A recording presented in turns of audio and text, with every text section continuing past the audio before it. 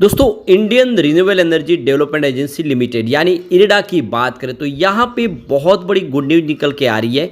हमारे new renewable energy minister Prahlad Joshi की तरफ से काफ़ी शानदार बयान निकल के आया है।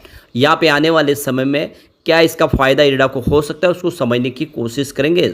साथ में यहाँ पे अगर आप देखें तो इरडा के नए टारगेट निकल के आए।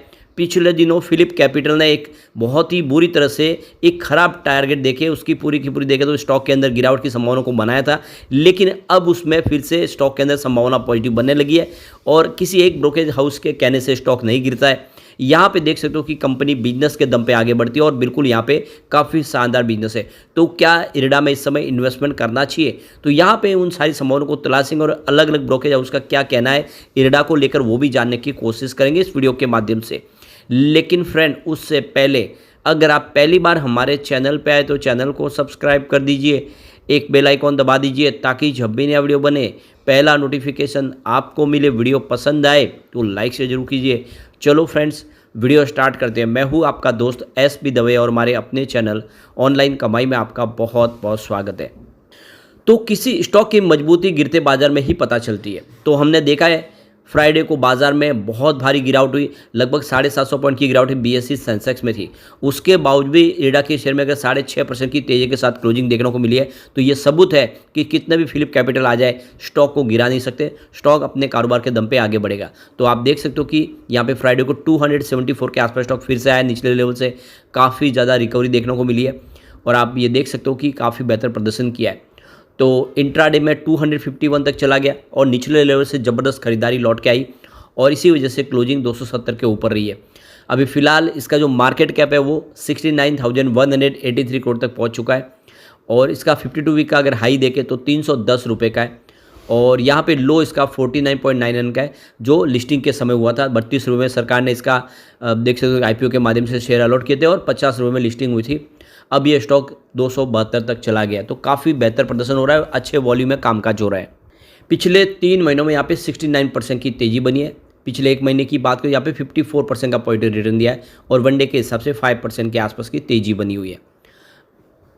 तो पिछले 2 ट्रेडिंग सेशन में भारी गिरावट के बाद फ्राइडे को सब जबरदस्त बाउंस बैक दिया स्टॉक ने और देख सकते हो कि इंट्राडे में 8.39% की ज़बरदस्त तेज़ी देखने को मिली। स्टॉक 279 तक चला गया। पिछले 2 ट्रेडिंग सेशन में 11.18% की बड़ी गिरावट देखने को मिली थी, यानी लगभग 32 रुपये के आसपास की गिरावट हुई। 15 जुलाई 2024 को स्टॉक ने 310 का एक ऑल टाइम हाई बनाया था, काफ़ी बेहतर प्रदर्शन किया था। अब स्टॉक के टेक्निकल लेवल को देखें तो यहाँ पे रिलेटिव स्ट्रेंथ इंडेक्स यानी RSI देखें तो इस समय 63.6 के आसपास है, जो सिग्नल दे रहा है कि न तो स्टॉक ओवरबॉट जोन में है, न ही ओवरसोल्ड जोन में है। Stock 5 day, 10 day, 20 day, 30 day, 50 day, 100 day और 100 डे मूविंग एवरेज से ऊपर ट्रेड करता हुआ आपको दिखाई देगा।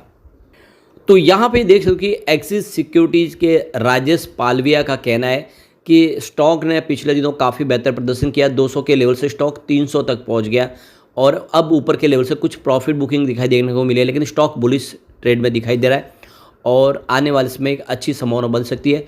तो देख सकते हो कि यहाँ पे 250 के आसपास खरीदारी की जा सकती है। स्टॉप लॉस आपको 238 का लगाना चाहिए। यहाँ पे अगर एक बार स्टॉक 265 से 270 को क्रॉस कर जाएगा तो फिर इसके जो आने वाले इसमें टारगेट होंगे वो 310 से 320 के टारगेट देखने को मिलेंगे, यानी एक फ्रेश हाई बनती हुई दिखाई दे सकती है। तो खरीदारी करनी चाहिए डीप में। दूसरी तरफ देखें तो आनंद राठी के गणेश डोंगरे का कहना है कि स्टॉक पिछले दिनों ज़बरदस्त दौड़ा है। इस समय स्टॉक थोड़ा सा ओवरबॉट जोन में दिखाई दे रहा है और आप देख सकते हो कि यहाँ पे फिलहाल जो इसकी एक ट्रेडिंग रेंज दिखाई दे रही है वो 240-245 के आसपास है। अगर इस लेवल को क्रॉस करेगा तो फिर ये आने वाले समय स्टॉक 290 से 300 तक जा सकता है।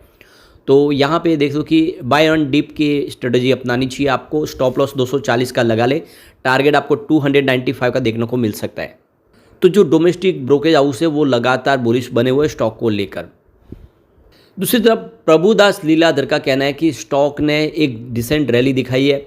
175 के लेवल से स्टॉक ने दौड़ना शुरू किया तो 310 का एक ऑल टाइम हाई बनाया और उस लेवल पे प्रॉफिट बुकिंग देखने को मिली और इस वजह से स्टॉक नीचे की तरफ आया। नियर टर्म में जो उसके सपोर्ट दिखाई दे रहा है वो 248 से 250 का जोन दिखाई दे रहा है और यहाँ से एक पुल बैक रैली देखने को मिल सकती है। तो यहाँ से अगर बाउंस बैक होगा तो 280 के आसपास एक रेजिस्टेंस देखने को मिल रहा है और इस रेजिस्टेंस को इसने पार किया तो आने वाले समय ये अपनी जो ऑल टाइम हाई है 310 उस लेवल को टच कर सकता है। तो यहाँ पे देख सकते हो कि 240 के ऊपर जब तक स्टॉक है ऊपर जाने की संभावना है। 240 को एक मजबूत सपोर्ट समझे और इसके हिसाब से बने रहे। 240 का सपोर्ट टूटेगा तो फिर गिरावट थोड़ी और बढ़ सकती है, पैनिक सेलिंग शुरू हो सकती है। आप देख ही सकते हो कंपनी ने अभी रिसेंटली ही अपना Q1 का रिजल्ट डिक्लेयर किया और ये पहली PSU कंपनी बनी है या फिर NBFC बनी जिसने सबसे पहले अपना रिजल्ट डिक्लेयर करके एक नया इतिहास रचा है।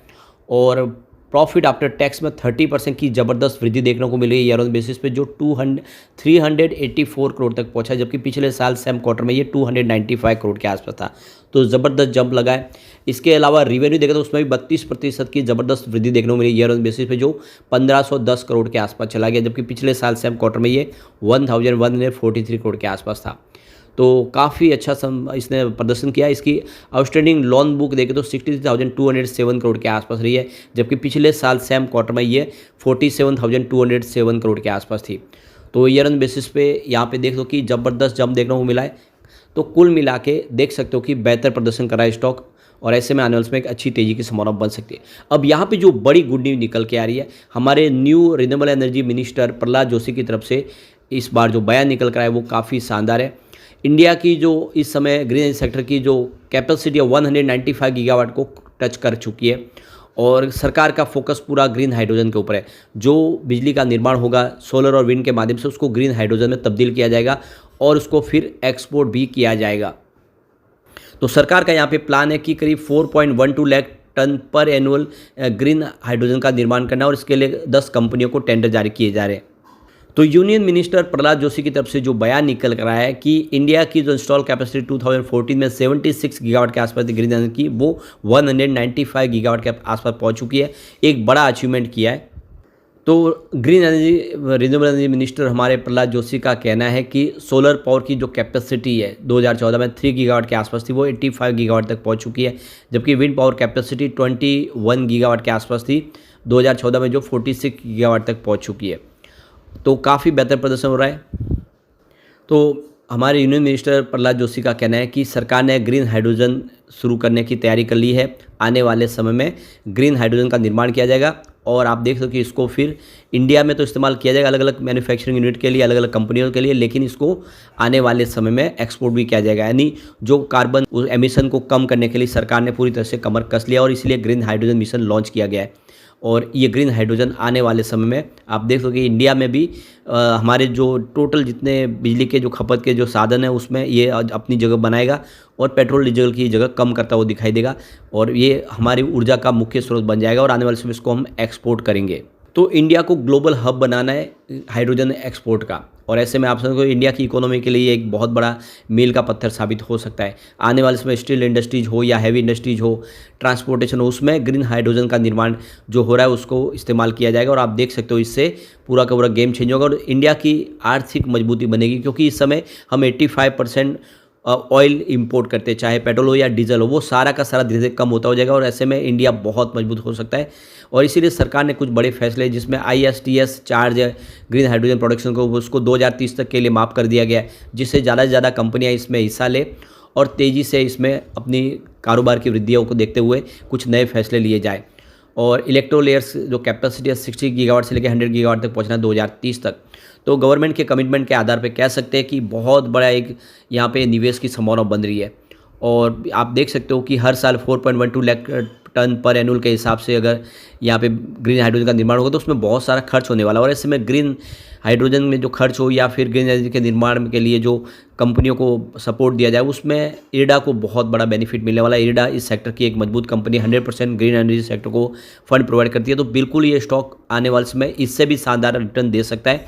ऐसे में लॉन्ग टर्म इन्वेस्टर के लिए अच्छा मौका है कि निवेश किया जाए इरिडा में।